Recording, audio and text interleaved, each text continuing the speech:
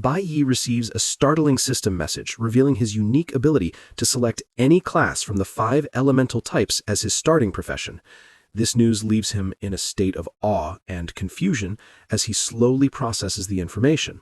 He understands this initial choice represents only the beginning of his journey. The system further explains that once his first class reaches its maximum potential, he can upgrade and unlock the other classes he did not choose initially. This progressive enhancement feels entirely new to him. A deep shock washes over Bai Yi as he grasps the full extent of his new power, known as elemental accumulation. This ability allows him to choose new classes in the future, starting from the lowest dust rank up to the highest celestial rank. More importantly, he can retain the qualities and strengths of each class as he advances. The system even hints at the possibility of unlocking a hidden rank above celestial, something considered mythical until now. He realizes all of this stems from the demon king Belphegor's gift, which granted him the power of infinite awakenings, an ability that defies all known rules in our world. The system presents a critical condition. Once he selects his initial class, all other elemental bars will be cleared and reset.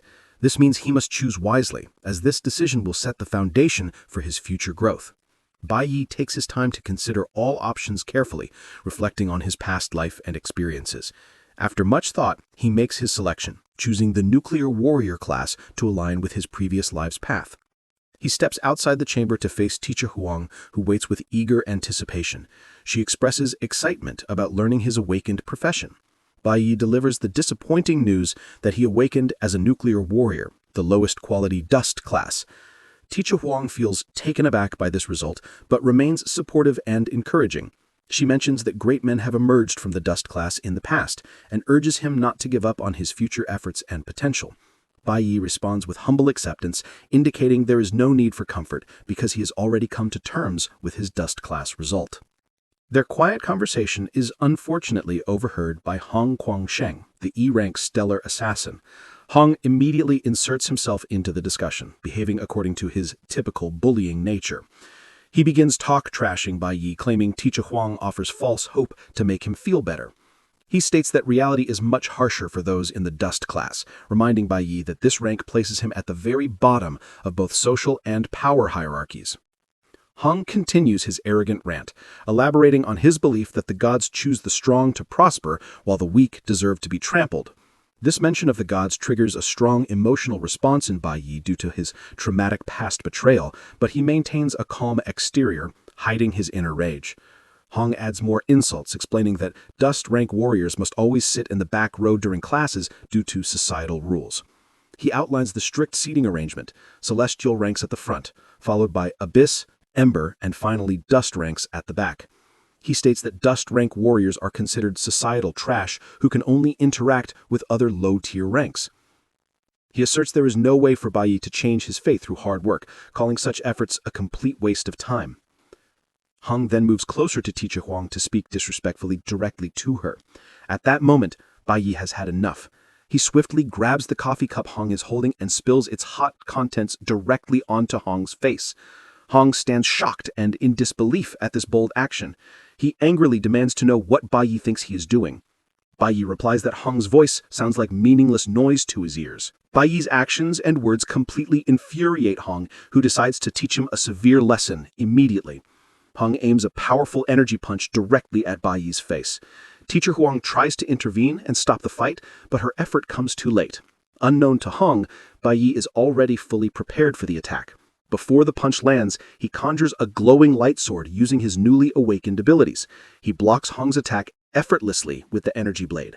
Then, with a single skilled motion, he parries the attack aside and throws Hong a considerable distance away. This impressive display of combat skill shocks everyone present.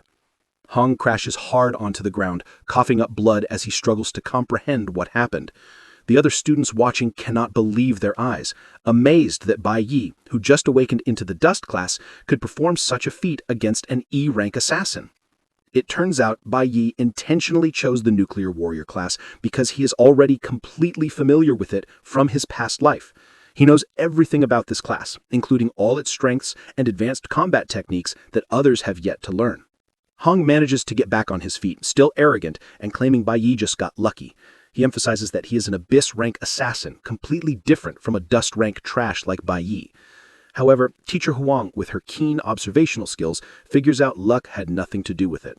She realizes Bai Yi used a top-tier movement skill exclusive to the warrior class called parry. This skill allows the wielder to nullify an attack completely while reflecting its full force back to the opponent, but only if used within 0.09 seconds after blocking. She feels stunned to see Bai Yi execute it so easily, as it's a skill even her master could not manage after 10 years of practice. She can't comprehend how Bai Yi, having just awakened, already possesses such high combat experience and mastery. While she's lost in thought, Hong unleashes his short sword, determined to take Bai Yi down and embarrass him in front of everyone.